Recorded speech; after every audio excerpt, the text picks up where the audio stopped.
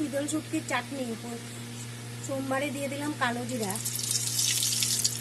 পেঁয়াজ কেটে দিয়েছি কুচি করে, আর পেঁয়াজ পেস্টে দিয়েছি, কুচি পেঁয়াজ দিয়ে দিলাম।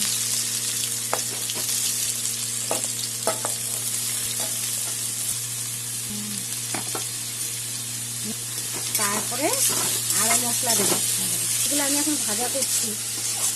একটু লবণ দিয়ে দিয়েছিলাম, একটু ভাজা করতে একটু নরম হয়ে আসলে টমেটো আর কাঁচা লঙ্কা রসুন দিয়ে দেবো। আমার পেঁয়াজ মোটামুটি ভাজা হয়ে গেছে।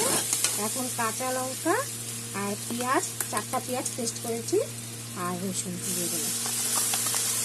এগুলোকে শুকিয়ে দিচ্ছি। এনে দিলাম টমেটো, পরিমাণ মতো অল্প আবার লবণ দিলাম, আগে অল্প লবণ দিয়েছি, আর দিয়ে দিলাম হলুদ।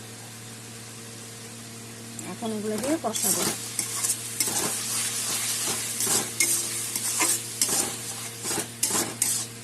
লাল লঙ্কার গুঁড়ো দেবো, দিলাম লাল লঙ্কার গুঁড়া,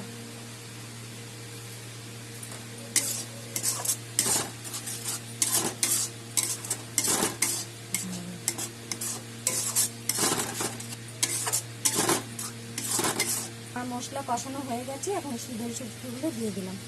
50 গ্রাম শীতল শুটকি আছে এখানে, 250 পেঁয়াজ দিয়ে এখন আবার কষাবো।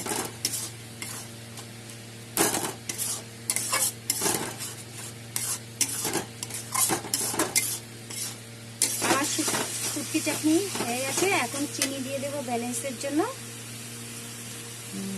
আপনারা এইভাবে রান্না করে খেয়ে বলবেন কেমন হয়েছে। লাইক করবেন, কমেন্ট করবেন, শেয়ার করবেন। Thank you.